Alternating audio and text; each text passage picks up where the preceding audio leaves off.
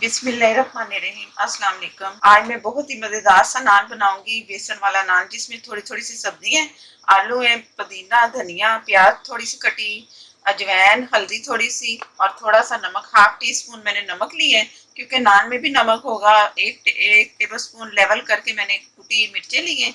आप इसके साथ हरी मिर्चें भी बारीक से पीस सकते हो।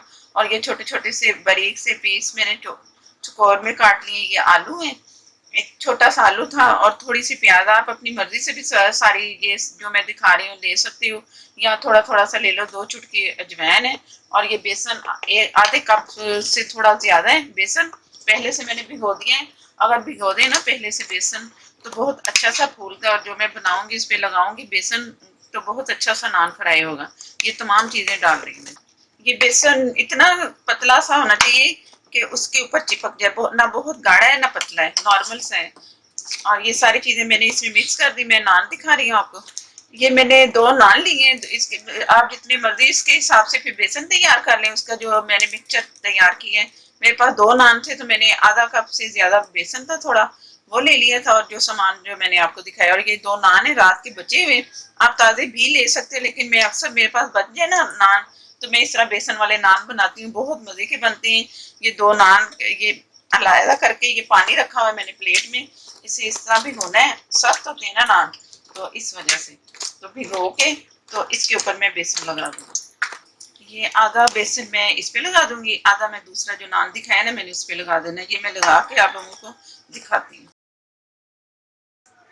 ये तवा मैंने पहले से फुल गर्म किया हुआ है। इसमें 5 से 6 टेबल स्पून ऑयल मैंने डाल दिए। और इसके ये जो साइडों पे जो सारा मैं इसको ऑयल से कर लूंगी, सारा लगा दूंगी ताकि कहीं भी ये हमारा नान ना चिपके। और ये नान जो मैंने दिखाया था वो मैंने सारा ऊपर बेसन लगा दिए। अब ये मैं इसके ऊपर यूं करके बिस्मिल्लाह आग खोल की है मैंने। तेज तेज आग होगी तो ये चिपकेगा। अब ये तवे से थोड़ा बहुत मैं इस तरह चला लूंगी ताकि ये सारा ऑयल ना इसके अंदर भी जाए और साइडों पे भी लगे, और जो बेसन लगाया ना वो उतरे ना। और छेड़छाड़ नहीं करनी, सिर्फ तेल को ही इस तरह करना है जो मैं कर रही हूँ तवे को।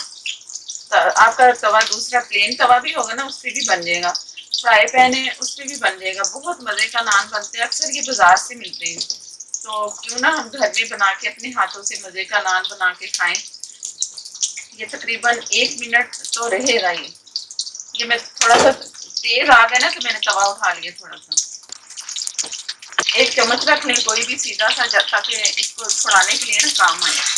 ये मैं हल्का हल्का सा छुड़ा रही हूँ, और मुझे पता चल जाएगा ना कि ये नहीं अब साथ चिपकेगा उसके तवे के नान के साथ ही बेसन है, तो मैं फिर इसे दूसरी साइड पे करूँगी और इसे कलर देना है अच्छा सा। ये चम्मच से मुझे पता चल रहा है कि ये फट गया, यूँ करके ये।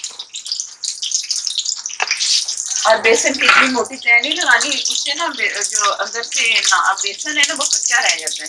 और ये मैं छुरी से इसे थोड़ा थोड़ा सा ना ये सुराख कर दूंगी, मास्क लगा दूंगी, ताकि वो जो घी है ना जो नीचे तवे में है इसके अंदर जाए और अंदर से भी पकने ना। जो बेसन लगाया है, आलू भी हैं तो प्याज भी है, इसे भी तो पकने में देर लगेगी ना।